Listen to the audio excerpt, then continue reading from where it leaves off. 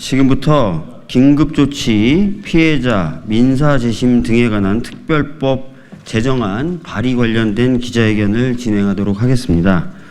여러분 다 아시는 것처럼 긴급조치라는 게 있었습니다. 굉장히 인권 침해적이고 위헌적인 대통령의 명령이었는데요. 이것으로 인해서 기본권을 침해당했다라고 소송을 제기했던 분들이 대법원 전원합의체 판결을 통해서 일부 피해를 배상받을 수 있게 되었습니다. 그러나 그 판결을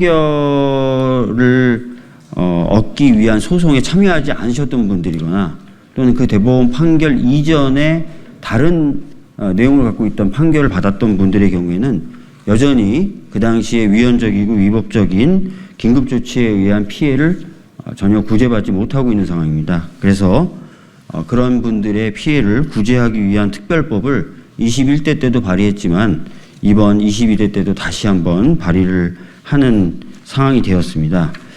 오늘은 그런 상황에 대해서 그리고 법안 통과의 필요성에 대한 입장을 밝히는 기자회견을 진행하도록 하겠습니다. 먼저 외부에서 참석해 주신 분들 소개를 먼저 해드리도록 하겠습니다. 이부영 전 국회의원님 참석해 주셨습니다. 유영표 긴급조치 사람들 이사장님 참석해 주셨습니다. 장영달 전 국회의원님 참석해 주셨습니다.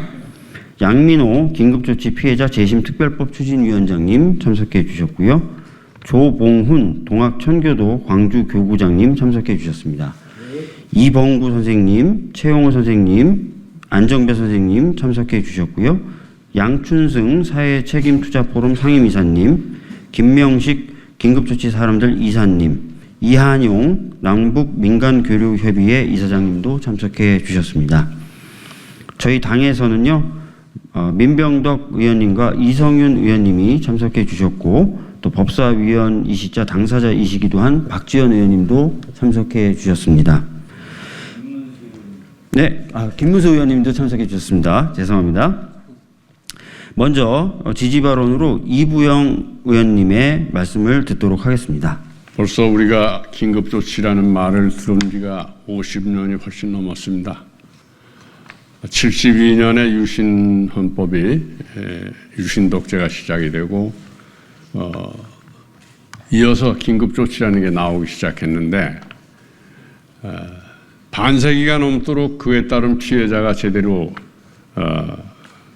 구제를 받지 못했다는 사실은 우리가 얼마나 아직도 뒤처진 사회에 살고 있느냐 이런 걸 뜻합니다.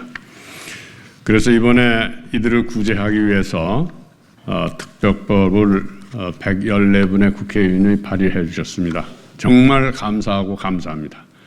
저 자신도 그 피해자의 일원으로서 먼저 구제를 받은 게 아직까지 구제받지 못한 분들이 있다는 걸 생각해서 가슴에 가시처럼 박혀 있다가 이번에 그걸 해결하게 됐습니다.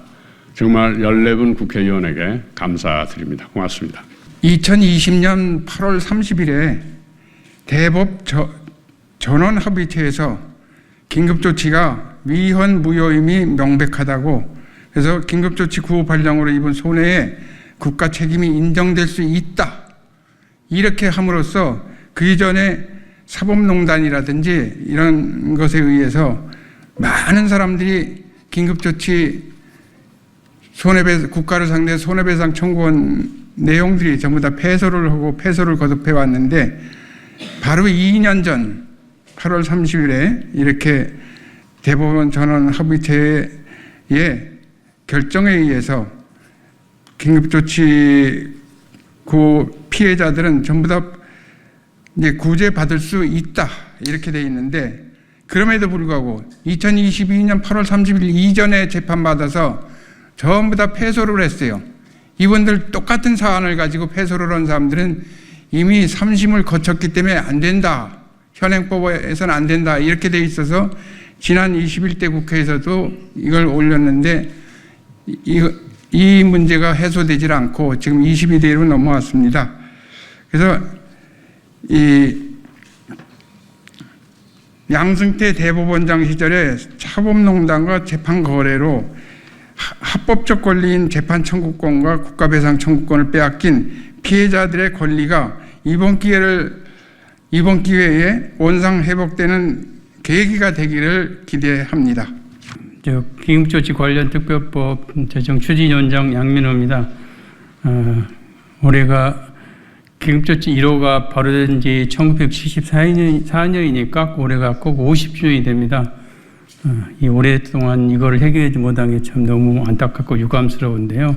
제가 2010년도에 긴급조치 재심 대책위원장을 맡아가지고 이제 그 민변 변호사님과 김영태 변호사님의 노력들 덕분에 우리 헌법재판소와 대법원에서 위헌 판결이 났는데 순조롭게 이제 그 형사 재심은 다 이루어졌는데 국가 책임이 없다고 회개한 판결이 나가지고 이렇게 오래 끌게 됐습니다. 제가 유감스러운 것은 참 사실 이런 형사에서 재심 판결이 났는데 민사 국가 책임이 없다 하는 것은 세계 역사에 그런 일이 없지 않고 참 너무 부끄러운 우리 역사다. 만약 이걸 해결 못하면은 참 우리가 참 아주 부끄러운 역사를 다시 쓰게 된다 그렇게 생각을 합니다. 그리고 법원의 책임이 우선 크고요. 김명수 전 대법원장께서도 1년만 일찍 그걸 전원합의체 판결을 냈더라면 그때는 문재인 정부였을 때니까 그럼 우리가 재심 특별법도 그때 통과가 잘 됐을 겁니다.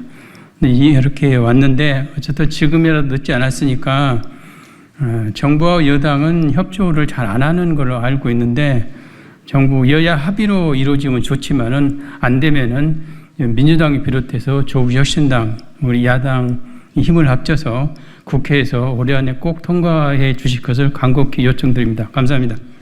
역사를 바로 세우지 못해가지고 지금도 우리나라가 전체가 흔들리고 있습니다.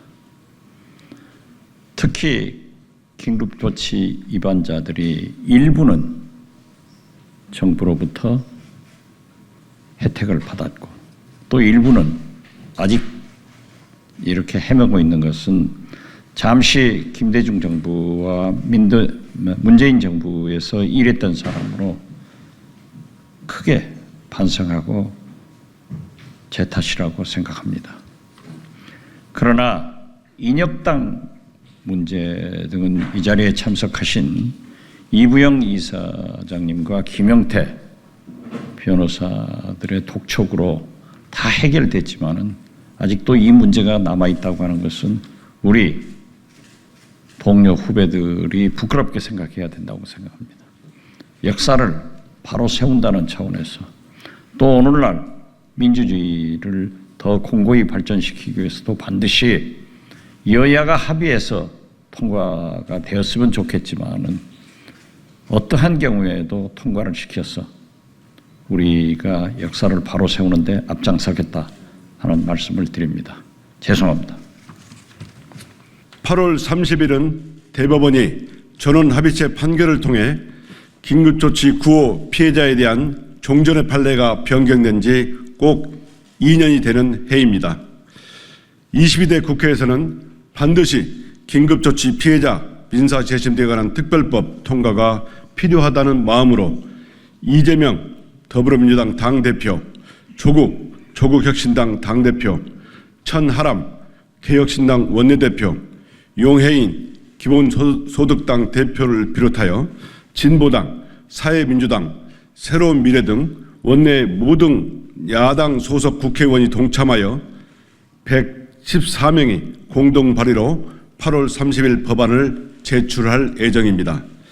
대법원의 판결로 유신 독재 정권 시절에 긴급조치가 유연, 무효임이 명백히 드러났고 긴급조치 9회 적용 집행으로 강제 수사를 받거나 유죄 판결을 선고받고 복역함으로써 개별 국민이 입은 손해에 대해서는 국가 배상 책임이 인정되었습니다. 이제는 피해자들의 구제가 공정하고 공평하게 이루어질 수 있도록 국회와 정부가 법 제도를 개선해야 합니다. 2년 동안 정부의 대책도 국회의 논의도 없었습니다. 더 이상 미룰 수 없습니다. 위헌 무효인 긴급조치, 그 피해와 관련하여 국가배상 청구 소송에서 각하 또는 기각의 확정 판결을 받은 억울한 피해자들에 대한 민사 재심의 특례를 마련해야 합니다. 피해자들의 국가배상 청구권을 보장함으로써 진정한 법치국가를 구현하는 데 이바지해야 할 것입니다. 지연된 정의는 정의가 아닙니다. 일부 대법관의 개별 의견이지만 판결문에는 긴급조치 입법 자체가 잘못되었고 국가배상 문제 역시 입법을 통해 해결하는 것이 바람직하다는 의견도 적시된 바 있습니다. 또한 판결에 따르더라도 50년 전 국회 역시 긴급조치 피해에 대한 책임이 없다 할 수 없습니다. 이러한 이유로라도 국회가 사죄하는 마음으로 재심 특별법 제정에 앞장서야 합니다. 강력히 국회와 정부에 촉구합니다. 민주주의를 위해 싸웠다는 이유로 전과자의 낙인을 지고 무려 50년이라는 시간을 지연된 정의로 고통받은 피해자들의 마음으로 이제는 법 제정을 합시다. 8월 30일 발의 예정인 특별법 제정 논의에 동참하기를 국민의힘과 윤석열 정부에 강력히 요청합니다. 2024년 8월 28일 긴급조치특별법 발의 국회의원 일동.